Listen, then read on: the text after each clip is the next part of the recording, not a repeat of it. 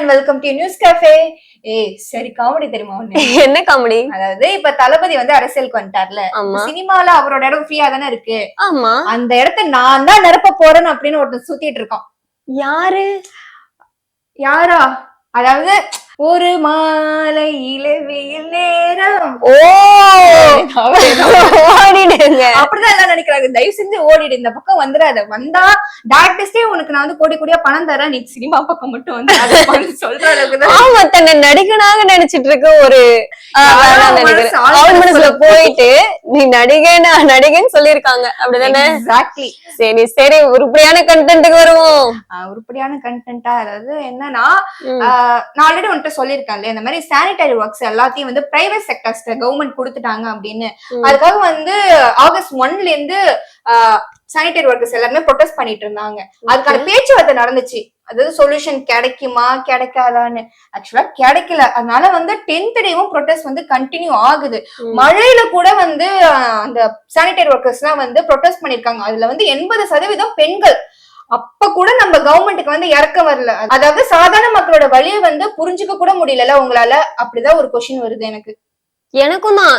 நம்ம நாட்டை கிளீனா வச்சுக்கணும், தூய்மையா வச்சுக்கணும்னு உழைக்கிறவங்களை கூட அவங்க மேல கூட முதலமைச்சர் அவர்களுக்கு இறக்கம் இல்லையான்னு நினைக்கும் போதுதான் ரொம்ப கஷ்டமா இருக்கு. இந்த மாதிரி நியூஸ் எல்லாம் கேட்டு எனக்கு ரொம்ப ஹர்ட்டிங்கா இருக்குடி. என்ன பண்றதுன்னே தெரியல எனக்கு. இதை கேட்கும் போதே உனக்கு இவ்வளவு கஷ்டப்படுறே. நான் சொல்ற நியூஸ் எல்லாம் கேட்டா நீ அழுந்தே போயிடுவேன்.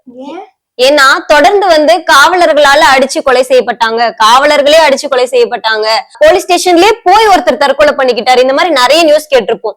இது என்னன்னா, போலீஸ் ஸ்டேஷனுக்கு முன்னே ஒருத்தர் வந்து வெட்டி கொலை செய்யப்பட்டிருக்காரு. என்னடி சொல்ற?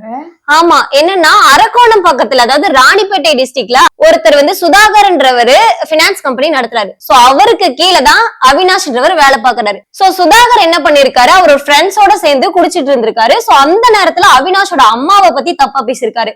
இத வந்து அவினாஷ்க்கு தெரிஞ்சு அவினாஷ் போயிட்டு சுதாகர் கையை வெட்டிட்டாரு. சோ இது சம்பந்தமா போலீஸ் கேஸ் போக போலீசார் தரப்பு என்ன சொல்லிருக்காங்கன்னா, அவினாஷ் வந்து டெய்லி வந்து போலீஸ் ஸ்டேஷன்ல வந்து சைன் போட்டுட்டு போகணும்னு சொல்லியிருக்காங்க. சோ அந்த வகையில இது வந்து ஏப்ரல் மாசம் நடந்த நியூஸ். சோ அந்த வகையில ஆகஸ்ட் 11ஆம் தேதி இன்னைக்கு அவர் வழக்கம் போல சைன் பண்ண போயிருக்காரு. சோ அந்த இடத்துல சுதாகரும் அவரோட ஃப்ரெண்ட்ஸ் 4 பேரும் சேர்ந்து அவினாஷ வெட்டி கொண்டிருக்காங்க. இது போலீஸ் ஸ்டேஷன் முன்னாடி. ஆமா, ஒரு போலீஸ் ஸ்டேஷனுக்கு முன்னே எங்க பாதுகாப்பு இருக்குன்னு நினைக்கிறோமோ அங்க இப்படி நடக்குது. பாதுகாப்பா? எங்க இருக்கு பாதுகாப்பீங்க? அதுதான் சேஃப்டி இல்லாத ஒரு நாடா மாறிட்டு இருக்குன்னு சொல்றேன். இந்த மாதிரி வந்து கொலைன்னு கேட்டு ஐயோ எனக்கு ரொம்ப கடுப்பா இருக்கு. நான் உனக்கு சூப்பரான நியூஸ் வச்சிருக்கேன். அதாவது இந்தியாவை ரெப்ரசென்ட் பண்ணி ஒருத்தர் வந்து ஏசியா சர்ஃபிங் சாம்பியன்ஷிப்ல வந்து பிரான்ஸ் மெடல் வின் பண்ணிருக்காரு. யாருன்னா ரமேஷ் பொதிகால். சூப்பர்ல. அது மாதிரி உலக வில்வித்தை காம்படிஷன் நடந்திருக்கு. அதுலயும் ஒரு இந்திய வீரர் வந்து பிரான்ஸ் மெடல் வின் பண்ணிருக்காரு. யாருன்னு பாத்தீங்கன்னா ரிஷப் யாதவ். சம்மர்ல ஒரு பக்கம் இப்படி நடந்தாலும் இன்னொரு பக்கம் இப்படி ஒரு ஹாப்பியா நியூஸ கேட்கும் போது மனசுக்கு கொஞ்சம் ஆறுதலா இருக்கு. இந்த மாதிரி வந்து ரெகுலரா கரண்டா என்ன போயிட்டு இருக்கோ அதெல்லாம் பாக்கணும்னா வந்து நீங்க எங்க நியூஸ் கேஃபேவை ரெகுலரா மறக்காம ஃபாலோ பண்ணிக்கோங்க. ஓகே, எங்க சேனலையும் மறக்காம சப்ஸ்கிரைப் பண்ணிக்கோங்க. பை. Thank you.